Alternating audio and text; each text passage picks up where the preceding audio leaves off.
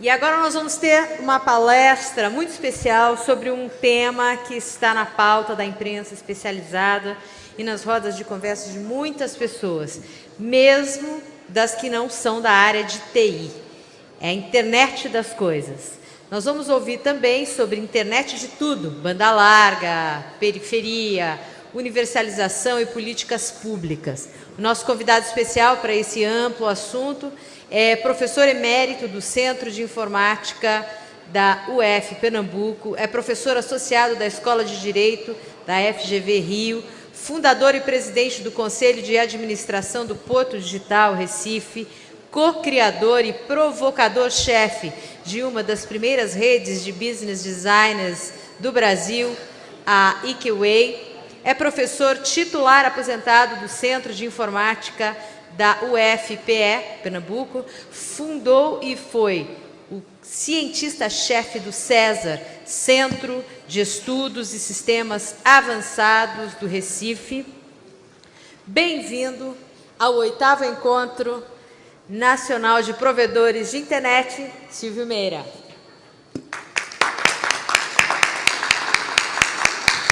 Obrigado pela presença, pela introdução. Obrigado a todos e a todas.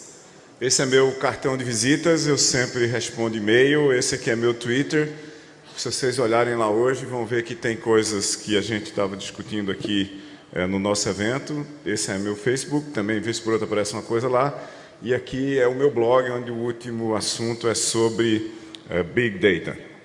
E o que a gente tem a ver com isso? O que a gente que está nessa sala aqui tem a ver com Big Data? Esses slides estão nesse link aqui, bit.ly, barra Abrint ISP8, que é esse evento aqui, né? O ISP8 da Abrint. bit.ly, barra Abrint ISP8. Vamos imaginar que a gente não tivesse no negócio que a gente está e a gente tivesse no negócio de saúde. Se a gente tivesse no negócio de saúde hoje, a gente ia estar vendo um mercado extremamente regulado, antigo. O mercado de saúde, obviamente, vem dos hindus antigos, vem dos egípcios antigos, vem dos gregos antigos.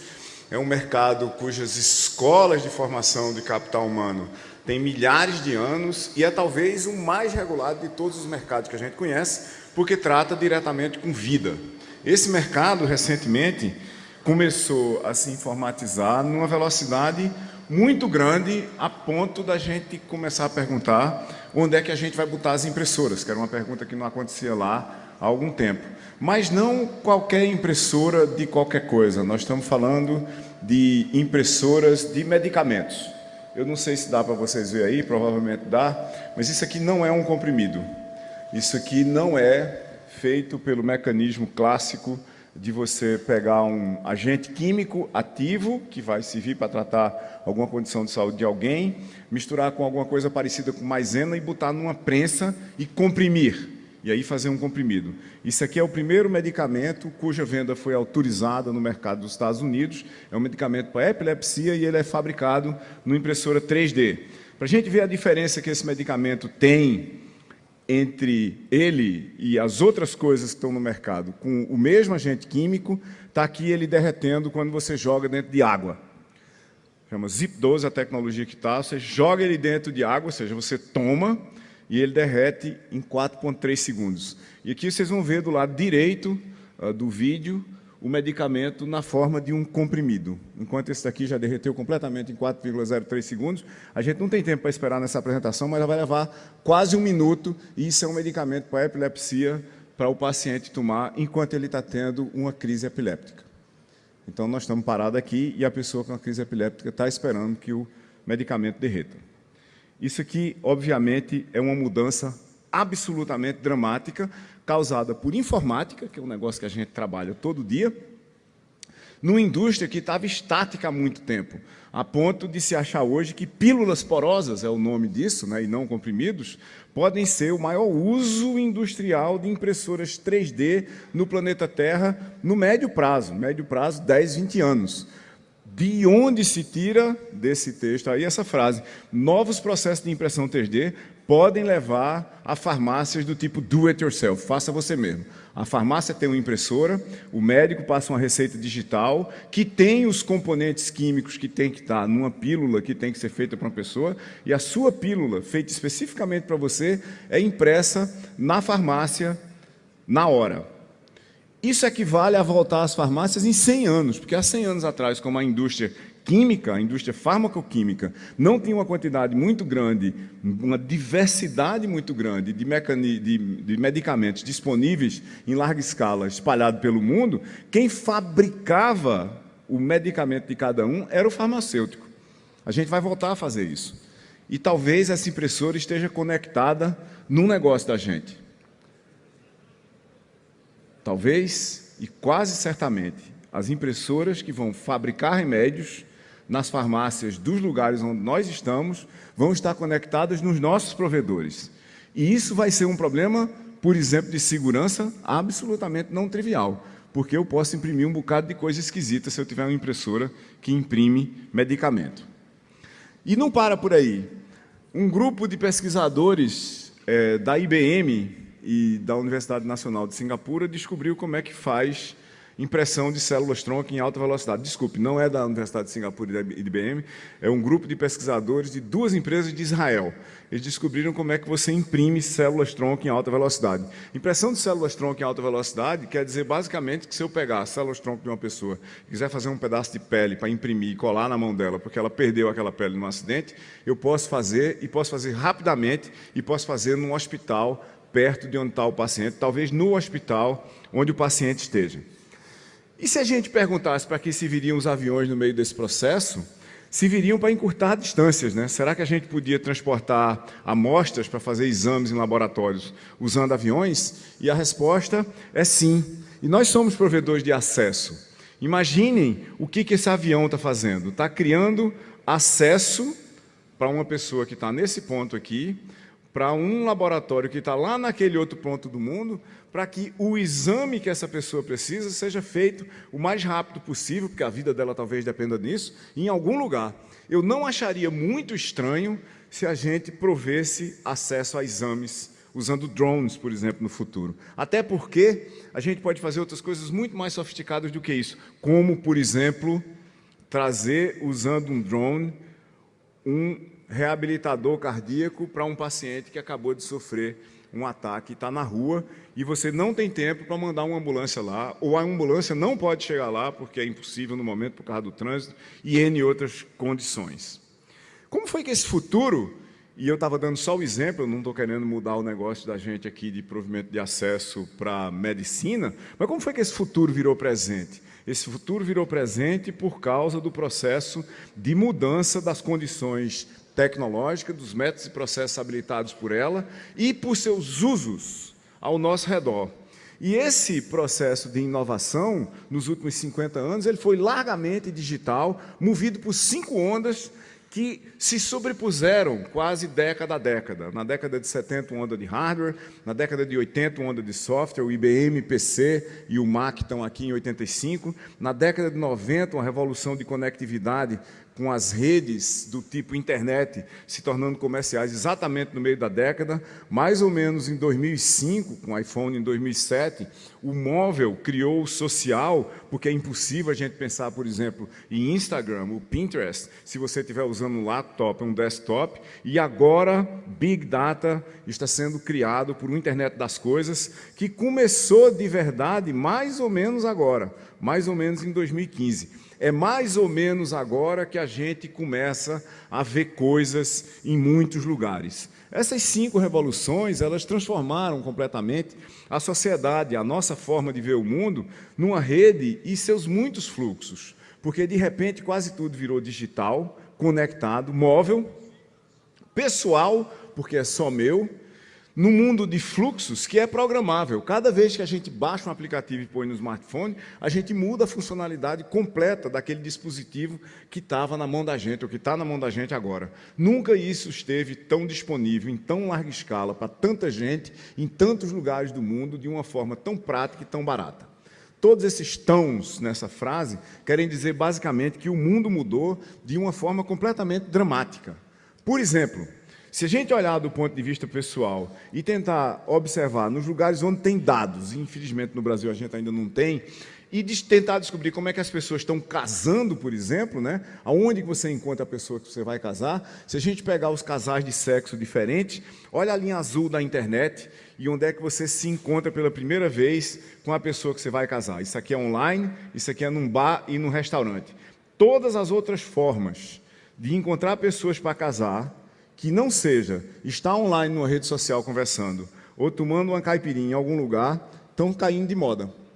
Se você quiser achar alguém para casar, é ou online ou num bar.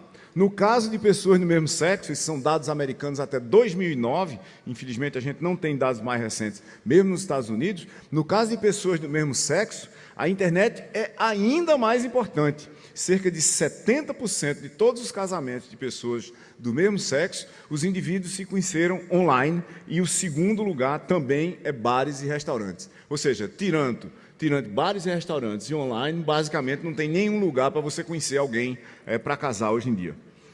No ponto biz, se a gente for olhar qual é o tamanho da mudança, Google avisou em setembro do ano passado que busca móvel tinha passado busca fixa no mundo inteiro e que já havia mais de 100 bilhões de links nas bases de dados de Google, que uma vez você fazendo uma pergunta no móvel, a resposta seria dada se você tivesse o app que vai fazer o browsing da resposta diretamente com o link que é ativado não pelo browser, mas pelo app. Ou seja, o mundo começou a mudar de uma maneira dramática, mas a gente não tinha colocado coisas realmente exóticas no cenário. Essa imagem daqui é da Magic Leap, esse é o startup que tem a maior quantidade de dinheiro no planeta Terra no momento. Eles até agora não produziram absolutamente nada, tem 0 de receita, tem 3 anos de trabalho e já receberam 1 bilhão e 300 milhões de dólares de financiamento. E o que Magic Leap diz que vai fazer é exatamente isso que vocês estão vendo aqui.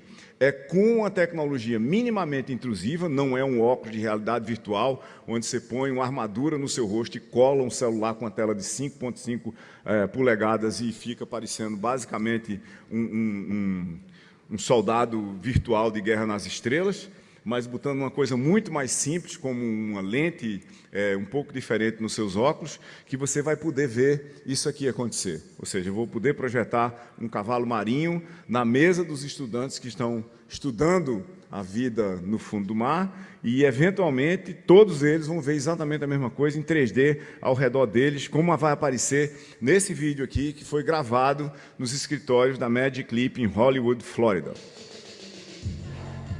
Isso aqui é YouTube. Isso aqui é a nova interface de Gmail.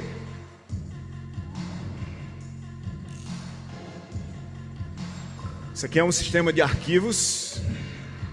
E ele vai escolher games. Vai escolher um game qualquer. As armas vão ser projetadas em cima da mesa dele, ó, lá.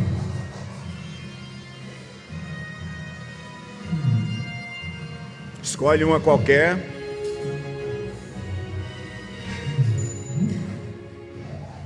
E agora fica interessante, ó. Os inimigos caem do teto. Pode ser o seu chefe, por exemplo.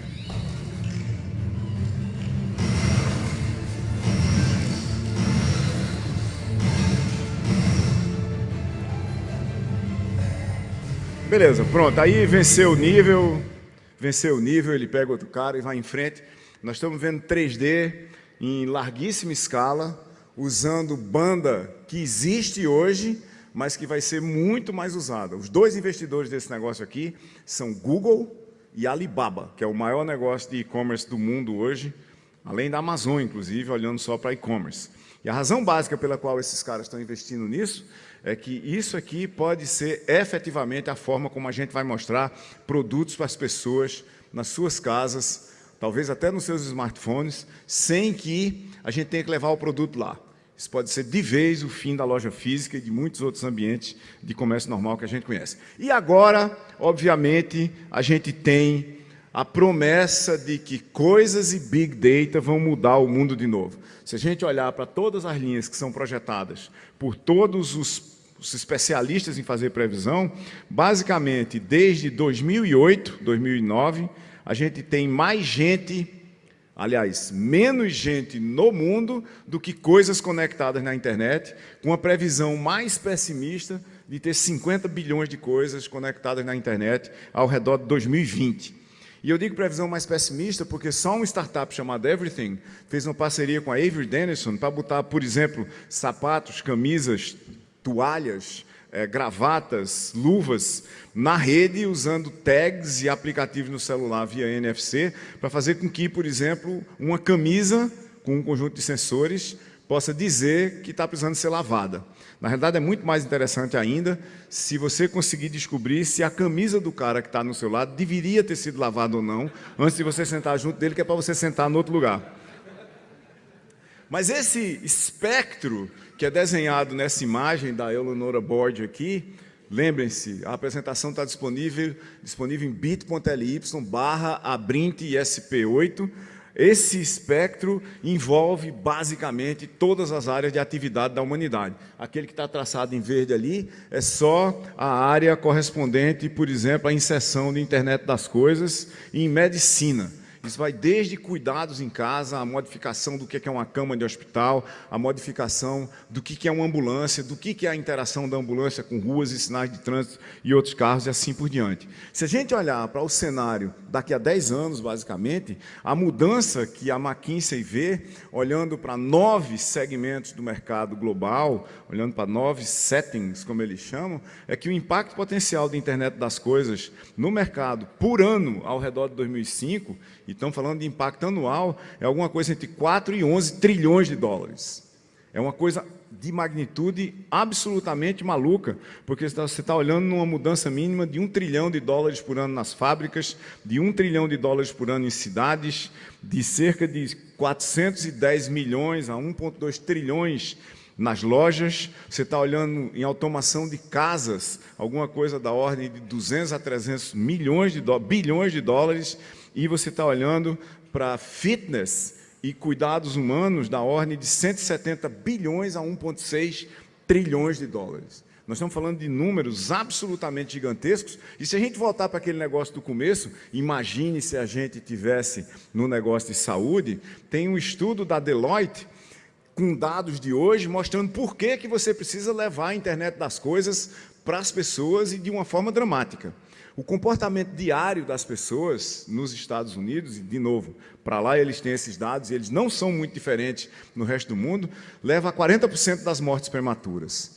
Cerca de 50% dos adultos têm doenças crônicas. E doenças crônicas respondem por 70% das mortes prematuras e por 86% dos gastos em saúde. Esse é um problema global que está sendo enfrentado por governos no mundo inteiro, por sociedades e terceiro setor e pessoas diretamente no mundo inteiro.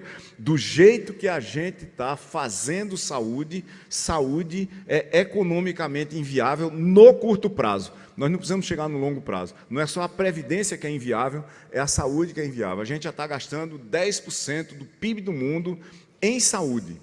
Não é sustentável fazer isso. Saúde hoje corresponde a 11 trilhões de dólares de gastos por ano, considerando todo o planeta Terra. Isso é exatamente 10% do PIB global. Isso é inviável. E aí o que a gente pode fazer? A gente pode, por exemplo, estimular as pessoas a se pesarem em balanças que nos digam bem mais do que o peso. E nos digam, no sentido de nos digam mesmo, nos digam para o sistema de saúde.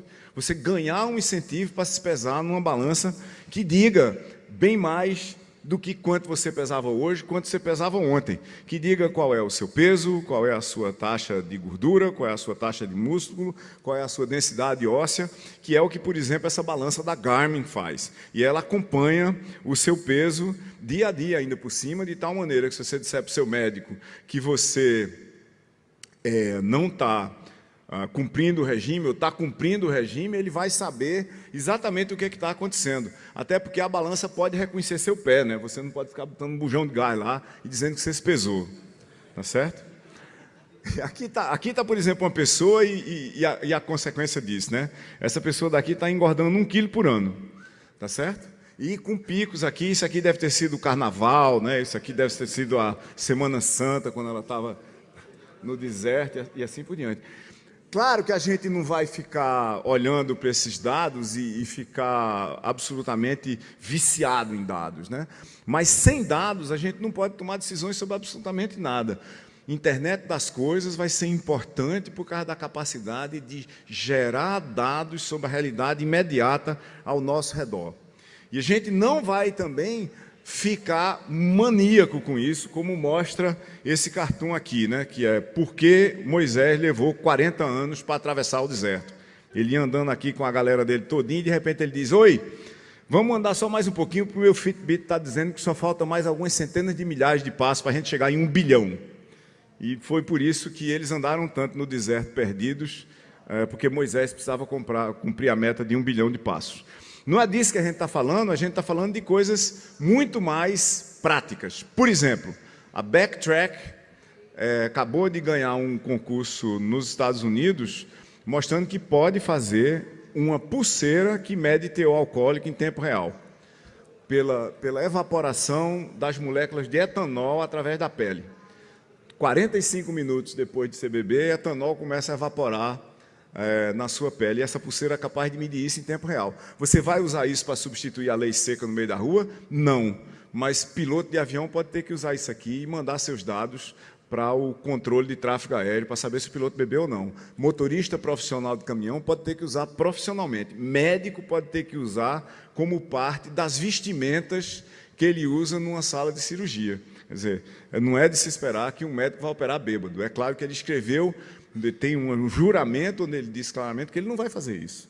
Mas quem sabe, se a gente tiver essa medida aqui, a gente pode ter algum nível de certeza. A gente tem soluções para diabéticos que são absolutamente impressionantes, né? Você tem uma espécie de um band-aid transparente, onde você mede todas as condições clínicas de interesse do paciente, mas não só. Você tem microagulhas com microampolas que podem injetar medicamento diretamente, sem que o paciente tenha que se preocupar com o que está acontecendo ao redor dele e nele especificamente. A IBM, junto com a Pfizer, acabaram de lançar, isso aqui é um protótipo, obviamente, como vocês estão vendo aqui, é um protótipo para tentar entender de uma forma mais precisa o que é a condição de um paciente com Parkinson e qual é a melhor forma de tratar um paciente com Parkinson em tempo real e de forma digital. Como é que eu posso interagir digitalmente com o paciente, direta ou indiretamente, de tal maneira que ele aumente o grau de controle que ele tem sobre o espaço ao redor dele. Do que a gente está falando? Olhando só para um dos cenários de aplicação dessa história de Big Data, eu poderia estar falando de dezenas deles. Nós estamos falando de dados de saúde dos pacientes gerados por eles próprios, que vão levar a você planejar os cuidados no curto prazo, a fazer gestão de doenças crônicas em casa, com a casa e o paciente informatizados. A demanda por informatização nas casas vai aumentar significativamente, tirar o paciente da casa, aliás, do hospital, da clínica, e mandá-lo para casa e supervisionar o que está acontecendo com o paciente e com a casa dele em tempo real, e, obviamente, criação de evidências precisas e baseadas em volume de dados de classe população, e não de 1, 2, 100 ou 1000 pessoas. Essa história da internet das coisas, se a gente for ver, e for ver qual é o impacto disso para a gente, isso são muitos mercados, né? Não é um mercado, não existe uma internet das coisas. Eu estava falando aqui da de saúde, né? Se a gente olhar aqui embaixo, tem as coisas, elas próprias, isso pode ser de grupo ou de pessoas, como a gente estava falando aqui ainda agora, mas também de empresas, de indústria e de governo. Podem ser coisas, aspas, isoladas, que são controladas por terceiros, podem ser coisas autônomas, que se movem sozinhas, por exemplo, carros autônomos, ônibus autônomos, sistemas de travamento e de fechamento e de abertura de ambientes que façam isso sozinho, e, obviamente, sistemas que vão ser usados em empresas, em indústria, no agronegócio, assim por diante. Isso vai precisar do que a gente sabe fazer. Ninguém melhor do que essa sala sabe fazer redes e acesso. Talvez a gente não faça diretório em larga escala, mas rede e acesso a gente sabe fazer. E, em cima disso, o que a gente vai ter? Estava se falando aqui ainda agora. A gente vai ter coisas diretamente para o consumidor e análise de dados em larga escala que todo mundo vai precisar, seja quem for. do fabricante do trigo ao padeiro, do fabricante do carro ao cara que repõe baterias. Nuvem e Analytics para o mercado de consumo direto vai ser absolutamente fundamental. E em cima disso, nessa pilha, no quarto nível dessa pilha, que tem coisas, redes, nuvem, a gente vai ter aplicações e serviços. O problema que tem hoje nesse mundo de coisas todo é que a maioria das pessoas, e aliás a maioria dos analistas, só percebe a conexão aplicações e coisas. Eu tenho uma balança que está conectada com o meu celular. Ok, isso é legal, mas isso é só o primeiro estágio da história. A balança, na realidade, está conectada na minha casa. N pessoas podem usar a balança. E a balança não é um instrumento periférico da minha vida. Ela pode ter um papel central, porque os dados da balança podem ser de interesse, por exemplo, da minha seguradora, podem ser de interesse do seguro público de saúde e do sistema público de saúde para avaliar as condições das pessoas quando estão bem. A gente não só precisa se tratar quando está doente, a gente precisa se tratar quando está bem para não ficar doente. Aliás, isso afeta tudo. Aqui está o exemplo que muitos de vocês devem ter visto da nova ponte de Minneapolis, nos Estados Unidos. Essa é a ponte velha, essa é a ponte nova. E foi a ponte nova que caiu. A ponte nova caiu por excesso de estresse nas placas de ferro da ponte. Dezenas de pessoas morreram, teve um prejuízo gigantesco para a cidade. Está aqui uma foto de outro ângulo, e essa ponte não precisaria ter caído se ela fosse instrumentada. Ou seja, se ela já tivesse sido construída de forma que a gente entendesse quais eram as forças que estavam agindo na ponte e que não mais do que um certo número de carros podia estar na ponte ao mesmo tempo, dentro de um certo conjunto de condições de temperatura e pressão, ela jamais teria caído. Ela caiu porque ela não era supervisionada, e é isso que a gente vai fazer daqui para frente, por exemplo, no espaço das cidades, das estradas, da infraestrutura. Sensores e aplicações que levem a ruas e estacionamentos espertos, que otimizem fluxo e a utilização do espaço urbano, que tenha poste e lâmpadas espertos, que não só façam iluminação inteligente, mas façam vigilância, façam controle ao redor do que está acontecendo, eventualmente até parando outros dispositivos que estão se movendo na rua, que não deviam estar autorizados naquela rua dali. E, obviamente, sensores de ambiente e estruturas, como a daquela ponte, que eu botei aqui do ponto de vista dos 4 elementos, água, terra e fogo e ar, para a gente se lembrar que a gente pode sensoriar quase tudo ao nosso redor. Mas fazer isso de uma forma articulada, não adianta eu ter só a balança em casa, e coordenada. Eu tenho que ter o potencial de fazer com que um número muito grande de agentes interaja para fazer com que determinadas coisas aconteçam. Se a gente olhar para coisas no campo, por exemplo, e o que é que a gente pode ver com elas, aqui está um conjunto de sensores numa plantação, podia ser no Cerrado brasileiro, né, que mede radiação, que mede vento, que mede chuva, mede temperatura e umidade do solo, mede os gases ambientais, né, o VOC ambiental daquela plantação, mede a umidade do solo a 10 centímetros, mede a umidade a 30 centímetros, mede temperatura do solo a 30 centímetros, e hoje a gente irriga, por exemplo, aleatoriamente. A pessoa diz, faz muito tempo que não chove, está na hora de irrigar. Mas e se não precisasse, porque a umidade do solo é suficiente, ou é boa, ou talvez seja mais do que boa para aquela plantação que está ali, por causa de um outro conjunto de razões, né? Você pode ter esse mesmo tipo de sensores em jardins pequenos, em plantações de pequeno porte, eles estão ficando extremamente baratos. Você pode ter esses sensores extremamente precisos, e no Brasil, Fitec é uma firma israelense também, e o que vocês estão vendo aqui nessa imagem é basicamente um laboratório de tomates, é um internet das coisas para tomates online. Você fixa num tomate um conjunto de sensores biológicos que está vendo o teor de açúcar, a acidez, a maciez do tomate, assim por diante, que está analisando, ou ao analisar esse tomate aqui, ajudando a tomar a decisão de quando é que os tomates estão todos prontos para serem colhidos com perda mínima e, consequentemente, performance subótima para essa plantação aí, tá certo? Isso aí não é só para tomate, obviamente. Se você mudar os parâmetros dos sensores que estão sendo usados aqui, ou se você interpretar os dados até dos mesmos sensores de outra forma, você pode estar medindo qualquer tipo de plantação. Então, nós estamos falando de mudança direta no campo de como é que as coisas são produzidas por causa da internet das coisas, e isso só faz sentido se estiver conectado. E eu não vejo os grandes provedores indo atrás de conectar um tomate no cerrado. Se a gente olhar para coisas bem maiores, como tratores, por exemplo, está aqui uma tela de um software que roda num trator, que, se a gente olhar mais de perto aqui, está aqui o, aspas, dono dessa propriedade, vamos imaginar que seja, que está observando como é que o operador desse trator que está andando aqui está plantando coisas na sua fazenda no momento, e o que ele está plantando. Tem 2 híbridos de milho aqui, e tem um erro aqui, ó, tá vendo? Tem uma segmentação aqui nesse pedaço, não era para estar esse pedacinho azul não aqui.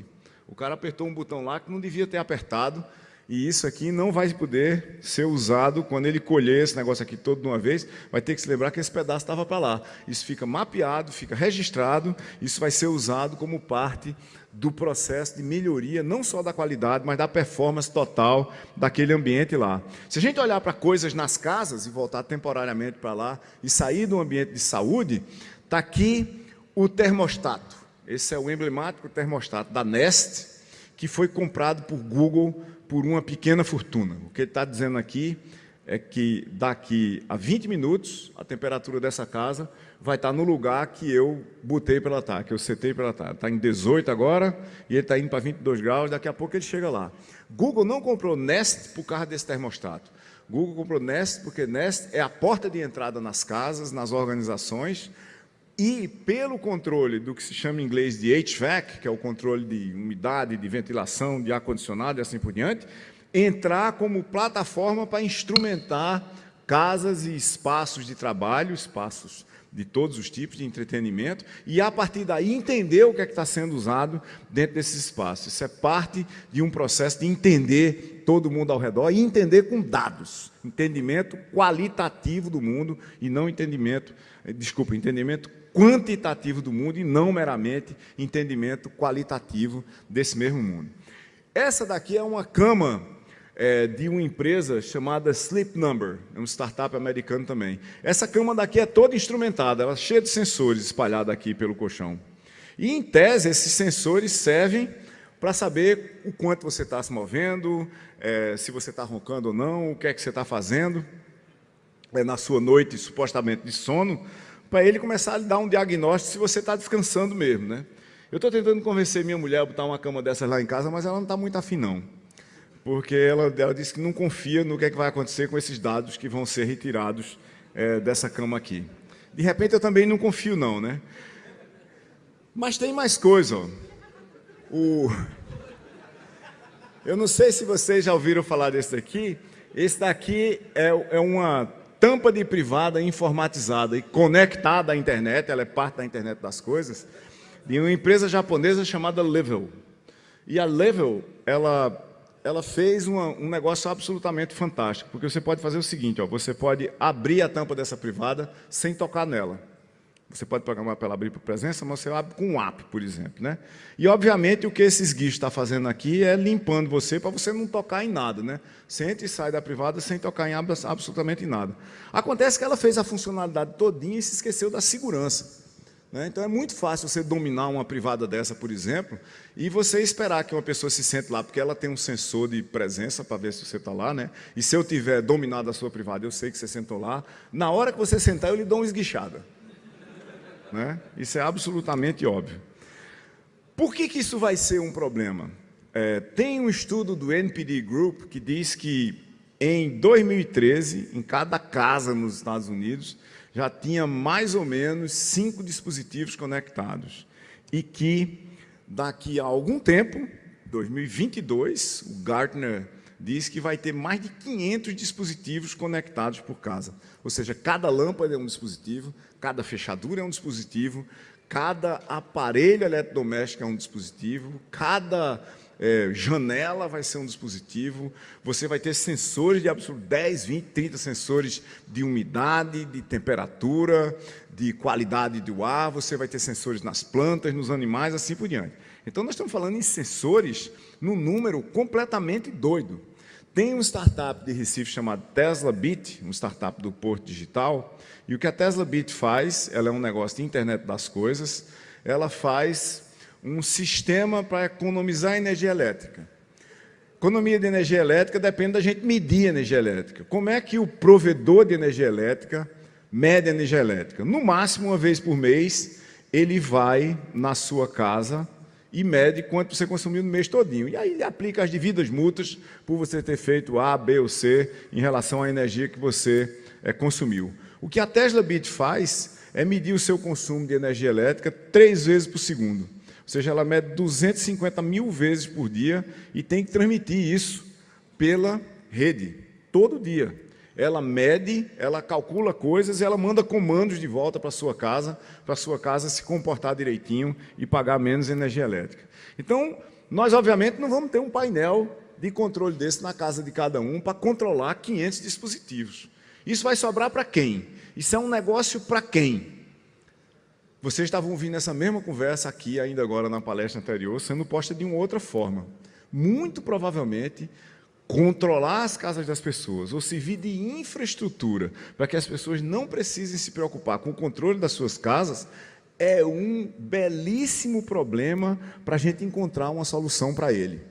Até porque você dominar uma casa é muito mais fácil do que você dominar uma indústria. Se não houver profissionais para dar conta disso, e essa é a sala desses profissionais, as pessoas que vão estar do lado de lá, dentro de casa, provavelmente vão dançar toda vez que eles tentarem fazer alguma coisa. Essa história daqui, que entrou na Amazon em março de 2014, ela tem mais de 10.900 pessoas dizendo que esse comentário é útil.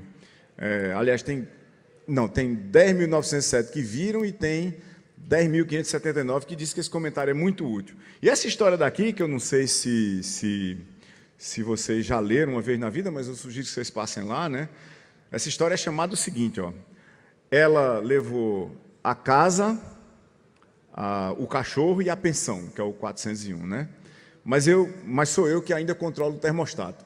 Isso é uma história de um sujeito que se separou e na disputa judicial a mulher ficou com a casa, mas esqueceu de trocar a password do controle de temperatura. Então ele descreve aqui, basicamente dizendo o seguinte: esse controle de temperatura que é usado nessa casa, que é absolutamente fantástico, é um dos melhores que existe, fui eu que escolhi, ele é de primeira, é um Honeywell, alta classe, não sei lá, mas você tem que trocar a password dele vez por outra. E como eu sei a password e os pombinhos, quer dizer, a ex-mulher dele e o novo marido dela, não trocaram, eu resolvi brincar. Então eu programo o termostato, por exemplo, para numa noite de calor, né, que eu sei que eles estão animadíssimos na casa, a partir de 2 horas da manhã eu aumento a temperatura da casa para 45 graus.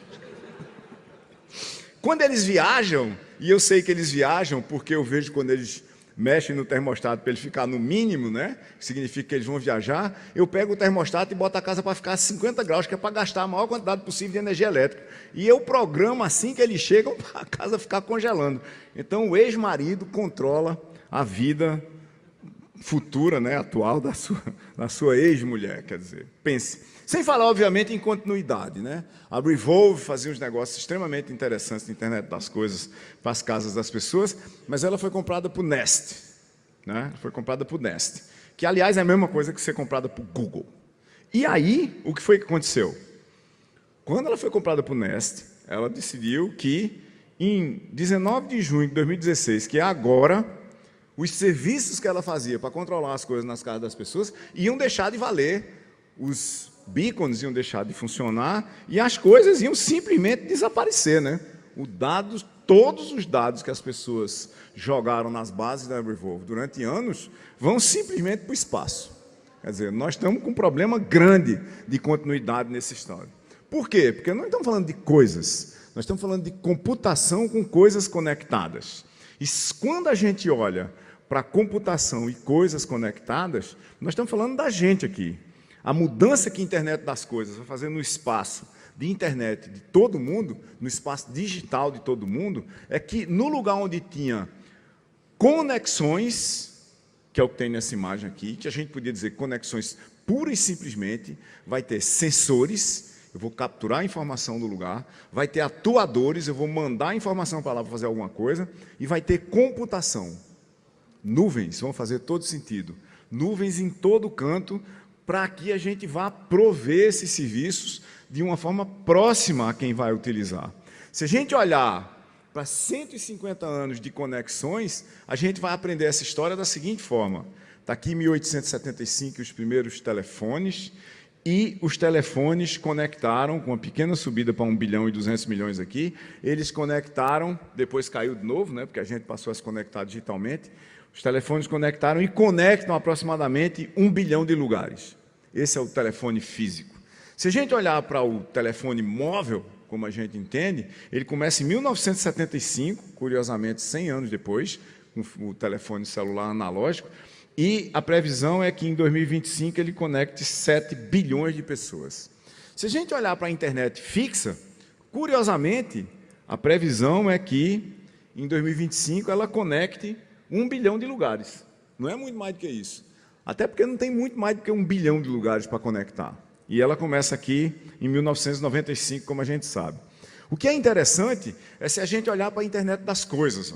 Se a gente colocar a internet das coisas começando mais ou menos em 2005, a previsão mínima, como a gente já falou aqui, é que ela tenha mais de 50 bilhões de dispositivos no meio da rua daqui a 10 anos. Isso não é pouca coisa. E isso tem histórias para ensinar para a gente. Por exemplo, pode ser que você tenha uma furadeira em casa que fale com a sua parede. E fale com a parede e a parede diga para ela, ó, você não é a furadeira para essa parede aqui não. Essa parede não é para o teu bico não. Ou então para chegar num lugar que você quer furar e a parede dizer para a furadeira, cara, se eu fosse você eu não furava não, tem um cano aí atrás. Não é? Por outro lado, a gente pode estar olhando para a geladeira e para a geladeira dizer para a fábrica, através da nossa rede, que o compressor está com a temperatura acima do normal. E não só o compressor está com a temperatura acima do normal, mas a temperatura interna da geladeira está acima do normal também. O que deveria levar a fábrica da geladeira a, antes de alguém reclamar, ir lá e trocar esse compressor. Isso é o óbvio que tem que ser feito. Quem que vai trocar o compressor? Quem é o provedor do serviço de refrigeração? Porque nem eu, nem nenhum de vocês aqui quer ter uma geladeira da marca A, B ou C. O que a gente quer ter é um serviço de refrigeração e congelamento de alguns litros, é medido em litros, né, mas a gente podia medir em metros cúbicos, por um certo preço, com uma certa qualidade. Pouco me importa qual é a marca da geladeira, eu quero que alguém resolva esse problema para mim. A transformação do que costumava ser produtos, que está representado aqui, em serviço, vai mudar completamente a forma de acesso a esses produtos. Mais cedo ou mais tarde, alguns de nós aqui nessa sala vão se ver fazendo alianças com fabricantes de geladeiras e de máquinas de lavar roupa e fogões para dar conta desses dispositivos. Porque a fábrica não só quer saber se o negócio vai quebrar, não.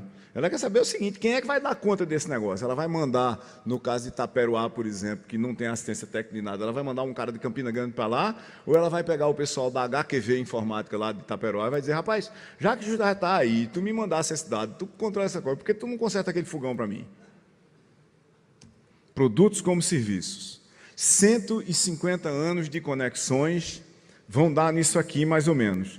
Mas tem uma coisa que eu acho que a gente, como provedores, e a última coisa que eu vou dizer, porque tem um tempo vermelho ali dizendo que meu tempo acabou, a última coisa que eu vou dizer é isso aqui, para a gente talvez comparar a nossa situação atual com uma situação que ainda está se desenrolando de uma outra galera que a gente conhece muito bem.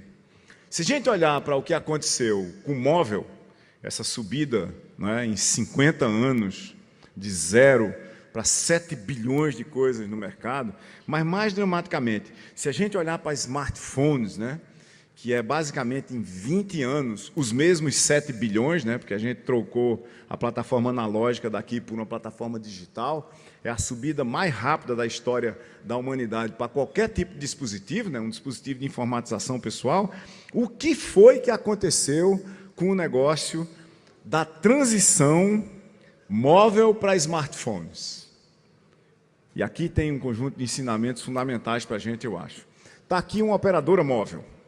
No começo, ela comprava a infraestrutura de transmissão de telecom, da Nokia, Siemens, da Alcatel, de quem fosse. Torres, transmissores, rádios, sei lá, o que fosse.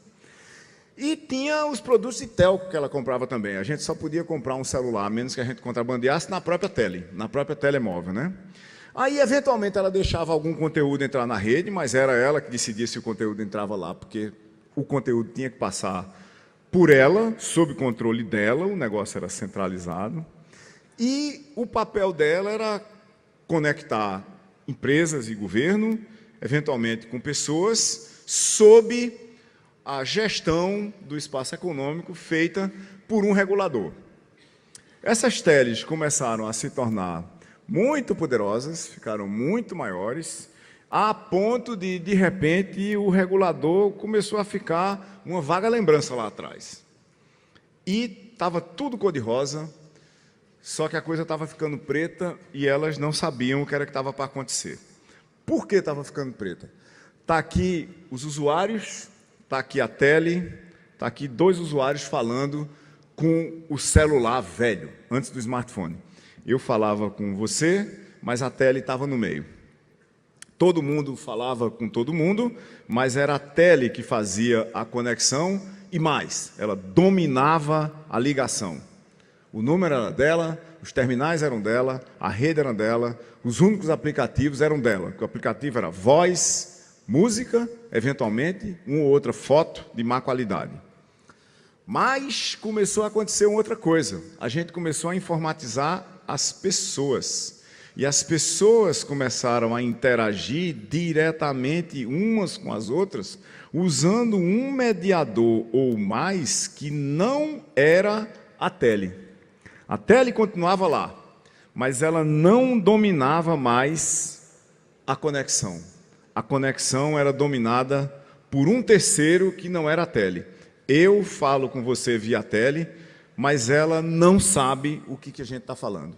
Ela não sabe o que a gente está fazendo, a gente não está logado nela, ela não tem os nossos dados. Ela virou commodity. Todo mundo fala com todo mundo e a tele não está lá. E aí o capítulo de encerramento da minha palestra se chama Telecom e o mimimi sobre a TT. Esse é o cenário que eu pintei na partida. A tele está sentada aqui, conteúdo, provedores de infraestrutura, provedores de equipamentos pessoais, instituições e pessoas. O regulador está aqui em cima, não está nesse desenho. De repente, houve uma transação de telefonia móvel para computação móvel. A distribuição de valor passou a ser multipolar e não mais centralizada como era com a tele. A tele foi para a periferia do sistema. As pessoas foram para o centro e os grandes atores passaram a ser aqueles aonde a gente tem um login. Quem tem o usuário. De quem é o usuário.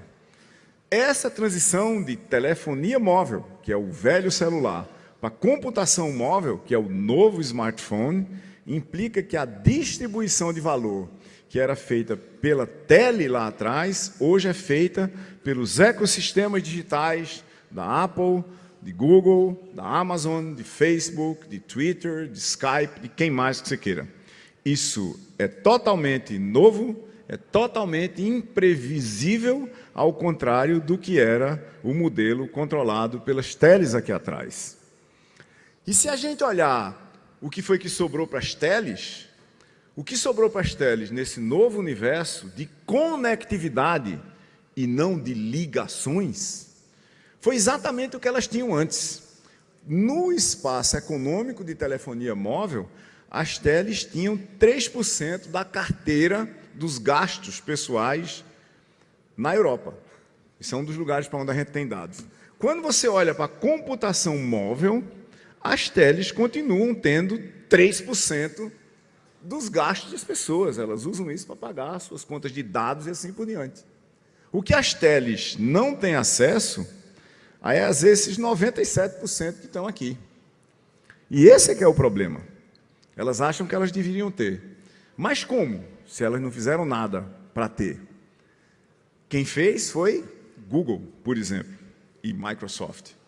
Você botou um sistema operacional aqui no meio, conectou tudo o que Google faz lá, dos serviços que eles têm, dos apps que ele habilita, habilitou toda uma indústria que não existia de desenvolvimento de apps, habilitou gente que não precisa se preocupar com o software, que é complicado, e cada um fazer o seu é antieconômico. Você faz o celular OEM, bota um sistema operacional padrão no meio, as pessoas têm uma mega experiência unificada e as teles ficaram com o papel de reduzir a fricção dos processos de comunicação. Ou seja, eles saíram daqui para aqui.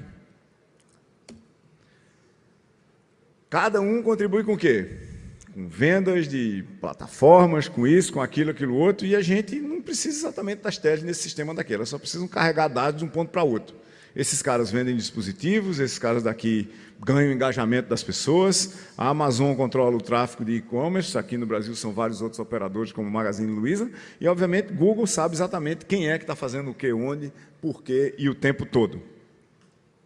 Qual é o papel dos provedores de serviço de internet, dos provedores de acesso à internet, nesse cenário que eu estou pintando aqui? Primeiro é sair simplesmente de conectividade para um suporte estratégico à internet das coisas, que é essa mega revolução que está começando agora. Isso é diferente de atendimento e conserto. É muito mais entendimento e participação. O nosso papel talvez seja ser a conexão casa/negócios para a internet das coisas. Obviamente, sem deixar de lado a das pessoas e sem deixar de lado a das casas e instituições.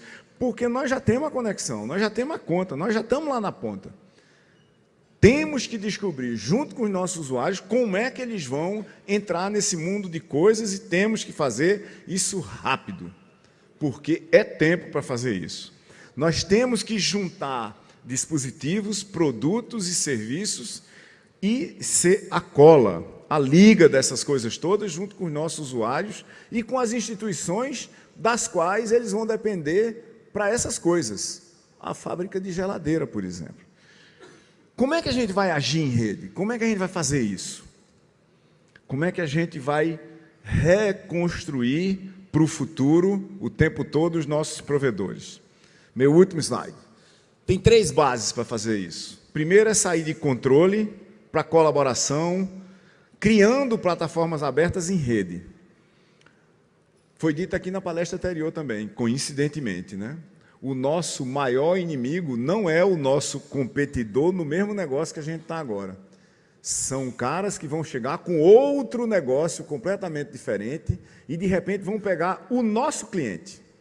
Se a gente não trabalhar colaborativamente para criar plataformas das quais todo mundo participa, a gente pode ter as mesmas surpresas que as teles tiveram, porque isso aqui é o que as teles deveriam ter feito para não estar com todo esse mimimi sobre o OTT que eles ficam fazendo o tempo todo. O segundo ponto é sair da otimização do nosso próprio negócio para otimizá-lo interagindo com outros negócios. Se tem uma coisa que eu não sei fazer bem e tem alguém que sabe, eu vou fazer essa coisa com quem sabe e não ficar parado tentando fazer o meu o tempo todo. E a terceira coisa é sair de criação de valor para o cliente, pura e simplesmente, para a criação de valor para o ecossistema como um todo. Me fechar numa certa classe de clientes e achar que eu estou atendendo eles para sempre e que eles vão ficar para sempre comigo, numa mudança onde a gente está saindo quase na vertical da introdução de internet das coisas no mercado, pode ser uma péssima opção estratégica e não é recomendável de nenhuma forma. Os meus slides para apresentar vão até aqui, tem mais uns 50 se vocês baixarem a apresentação, tentando mostrar um pouco detalhe do que deveria ser a conversa daqui para frente. Muito obrigado e boa tarde.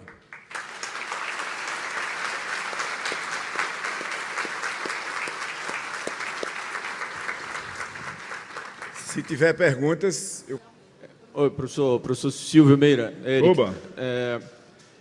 Então, assim, no que eu estou capturando aí das suas provocações, e me atendo mais agora ao seu final, que, na verdade, a competição se dá numa esfera completamente diferente do que a gente está acostumado.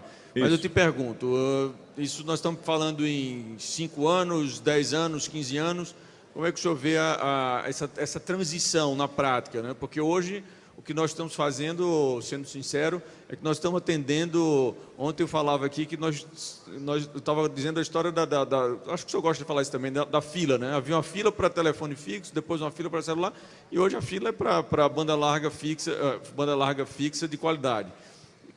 Então a preocupação nossa é uma preocupação, vamos dizer assim, imediata ali do momento. Como vai se dar essa transição? Como é que você vê que a gente poderia estar se posicionando para essa transição? Olha, primeiro vamos por partes, né? Em que horizonte vai ocorrer? Já está ocorrendo. Esse horizonte é agora. Quando você vê a quantidade de cidades que está pensando em alguma forma de smart city, quando você vê a quantidade de empresas, por exemplo, que fazem sistemas de gestão de mobilidade urbana, que estão desenvolvendo alguma coisa que tem a ver com sinais instrumentados, com luzes de rua que tem câmeras e que a câmera está na internet, com sensores de água, por exemplo, para inundações, assim por diante. Essas coisas estão começando a ser feitas no Brasil, e eu não vou tirar os Estados Unidos e outros países do cenário, elas já começaram a ser feitas agora. Elas não são propostas, eu acho, em larga escala agora, mas à medida que fabricantes de utilidades domésticas em geral, combinado com fabricantes de coisas que vão para a rua, de postes, a placas que vão estar em pontes, ou qualquer outra coisa, começarem a ter os seus produtos disponíveis com isso, e às vezes só dessa forma, não vai ter nenhuma outra maneira de você ter acesso a esses produtos, a não ser com eles conectados. E, obviamente, você não só vai fazer ponte onde tem provedor de acesso gigante. Você vai fazer ponte em todo lugar. Você vai informatizar vaca em todo lugar. Não é? Você tem casos hoje no Brasil já de agricultura de precisão no Cerrado e no Sul, onde você informatiza vaca a vaca, para você garantir que você sabe onde é que cada vaca está e o que é que ela está fazendo, o que é que ela está comendo e assim por diante. Como que a gente vai atender esse povo todo, e num país tão grande e tão disperso, com uma cultura, às vezes até de negócio, tão diferente em cada lugar como no Brasil, é uma proposta de valor a ser descoberta. Propostas de valor, normalmente, não são coisas que a gente cria e diz, ó, eu inventei esse negócio aqui e isso é bom para todo mundo. Mas aonde é que vai aparecer, por exemplo, nas regiões onde todos vocês estão, aonde é que vai aparecer primeiro a demanda para você ter uma internet de melhor qualidade no campo? E a gente vai fazer isso para quem e a que custo, para gerar que valor lá, que leve o investimento que a pessoa que quer fazer para ter essa internet lá, do ponto de vista daquelas medidas que eu estava falando, né, de você sair de uma medida de energia por dia para 250 mil por dia, e você fazer basicamente 3 medidas por segundo, como é que você vai justificar o investimento para fazer isso? E isso vai fazer sentido em que modelos de negócio, de que lugares do Brasil? A gente vai ter que aprender isso paulatinamente, não tem uma receita determinística para fazer esse troço. Mesmo nos melhores lugares do mundo, você pega, por exemplo, um lugar que a gente acha que é ultra civilizado, está todo conectado, e é bem pequenininho e é fácil de fazer isso, e ainda por cima está num lugar riquíssimo dentro dos Estados Unidos, que é o estado de Massachusetts, que é onde fica Boston, Harvard, MIT e tudo, eles têm problemas fantásticos de conexão de qualidade na zona rural. Se você estiver na zona rural de um estado americano muito rico, você tem um mega problema de conexão. E o cara que é o provedor monopolista da área chega e diz, olha, não tem interesse econômico aí, eu não vou lá. A gente no Brasil tem essa sorte de ter vocês articulados no Brasil inteiro e de ter tido durante um tempo uma espécie de uma largura de banda regulatória para a gente agir à margem do sistema. Não é? Como que a gente vai evoluir? Como que a gente vai descobrir esse modelo? Isso é totalmente experimental. Eu acho que a gente tem que aumentar significativamente a performance do nosso presente, o que implica aumentar cobertura, aumentar a qualidade e, ao mesmo tempo, preservar resultados, mas, paulatinamente, começar a discutir como é que a gente vai construir esse futuro, e construir o futuro como experimento, e vir para esse evento aqui todo ano discutir esses experimentos. O que a gente está fazendo no ambiente de campo, no Cerrado? O que a gente está fazendo no ambiente de produção de leite? O que a gente está fazendo para informatizar a padaria? E informatizar mesmo, não é o caixa da padaria, é a padaria. Isso vai acontecer em escala, e se a gente não tomar cuidado, a gente vai ser simplesmente usado nesse processo, talvez sugado por ele, sem entender o que está acontecendo. Eu acho que esse evento aqui, se eu tivesse alguma influência sobre o ISP9 do ano que vem, era cases de como é que internet das coisas e provedores de acesso estão prototipando o que vai ser o futuro dessa articulação de conectar tudo, de fazer o que a gente chama de outra forma, a internet de tudo, né? Não é a internet das pessoas e das organizações por um lado e a internet das coisas por outro, é a internet de tudo, porque se meu relógio estiver lá, eu estou lá também. Se a porta da minha casa está lá, eu estou lá também. E como é que a gente vai garantir que essas coisas funcionam de uma forma minimamente segura, articulada, de alta performance, que elas são resilientes e que as pessoas, de resto, podem confiar na gente para fazer isso? Boa tarde, professor. Oba. Sou conterrâneo do senhor também, sou lá de Pernambuco, cidade de Timbaúba, próxima lá à capital. É um prazer estar participando novamente de uma palestra com o senhor. Eu tenho duas dúvidas, na verdade. Uma, o que vem na vanguarda dessa inovação da internet das coisas, que o senhor já vê que o provedor local, né, como nós, já pode trabalhar com isso, e que o senhor acha que hoje já dá resultado. Porque, por exemplo, o triple play, né, que tanto era comentado alguns anos atrás, no nosso mercado, por exemplo, eu creio que no de muitos aqui, é um mercado inviável, trabalhar com TV, telefonia e internet. Né? Até porque muitos migram para o consumo através da internet, não mais dos canais a cabo, né, como era antigamente.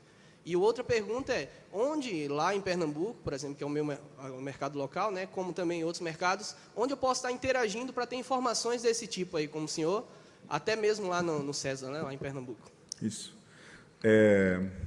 Bom, se eu soubesse aonde que exatamente está o mercado, eu já estava montando um provedor de acesso para competir com vocês, certo? Essa é a primeira coisa. Mas tem chutes, tá certo? Tem chutes fáceis de dar. Por exemplo, segurança é um problema-chave. Não sei, vocês todos devem conhecer insecam.org, certo? Insecam.org é insecam.org. É um site com câmeras de segurança que são inseguras. Então, você entra num bar na Indonésia, por exemplo, está lá um escritório nas Filipinas, e está lá a câmera de segurança na internet, e esse site hackeia. Eles têm uns caras lá que têm paciência e tempo para ficar hackeando câmera e publicando a câmera na internet para eu ver. Então, tem dois problemas. Tem o problema de segurança de informação, propriamente dito, para os seus usuários, e tem o problema de segurança física, que depende desse problema de segurança de informação. Isso está começando a acontecer numa certa escala em muito lugar do mundo. Tailândia, Filipinas, assim por dentro, são países parecidos com a gente. Isso já está acontecendo. O seu provedor de acesso local é também o provedor de segurança local. Usando, obviamente, coisas conectadas para inferir qual é a condição de segurança daquele espaço físico que você está tentando segurar. Ou tentando garantir a segurança dele. Eu acho que a gente tem um puta problema no Brasil, quando a gente olha para o que está acontecendo fora do Brasil, porque a gente acha que a gente é os Estados Unidos, toda vez. O que está acontecendo nos Estados Unidos para eu fazer no Brasil? O Brasil é o país menos parecido que tem com os Estados Unidos no mundo inteiro. Se a gente estivesse olhando o que está acontecendo no México, na Tailândia, nas Filipinas, na Indonésia, na África do Sul, a gente teria exemplos interessantíssimos do que está acontecendo lá, que a gente talvez pudesse replicar no Brasil. Porque as estruturas de custo no Brasil são totalmente diferentes das dos Estados Unidos, mas são extremamente parecidas a esses países que eu citei. Um país na África e outros três no sudeste da Ásia. A gente devia prestar mais atenção nesses caras. Sobre onde é que você captura mais informação sobre, de resto, o que vai acontecer com inovação digital nos próximos muitos anos, mas com internet das coisas em particular, tem um conjunto de instituições no Brasil que está trabalhando nisso. No Porto Digital, em Recife, por exemplo, se vocês passarem cesar.org.br, cesar.org.br, o Cesar é um instituto de inovação do Porto Digital e o Cesar tem promovido seminário após seminário sobre internet das coisas e seu uso na prática. O último que o Cesar promoveu foi sobre uma parte daquele mapa que eu desenhei aqui dos mercados de internet das coisas, que foi sobre carros conectados. A gente lotou um auditório inteirinho de 220 pessoas e passou um dia inteiro discutindo carros conectados. O que é um carro, o que é um carro conectado, o que são as conexões dentro do carro, o que é a computação fora dele, o que isso vai afetar o mercado como um todo, seja no carinha pequeno que faz a reposição de bateria, até o cara grande que fabrica o carro como um todo. Eu estou falando do César lá no Porto Digital, mas em vários outros lugares, no Rio Grande do Sul, por exemplo, é o Tecnopuc, no Rio tem muita gente que sabe fazer isso, na Federal do Rio de Janeiro e na PUC do Rio, obviamente, na Unicamp, na USP, aqui em São Paulo, mas você tem que ir atrás, tem que descobrir o que essa galera está fazendo, porque os professores universitários, eles são naturalmente isolados, né, como eu. No caso do César, não, é um instituto de inovação que está no mercado e ele tem que ficar falando o tempo todo o que é que ele sabe fazer para convencer as pessoas a fazer esse tipo de inovação para elas. Mais alguém? Se não, muito boa tarde a todos e a todas. Foi um grande prazer estar com vocês aqui hoje. Até mais.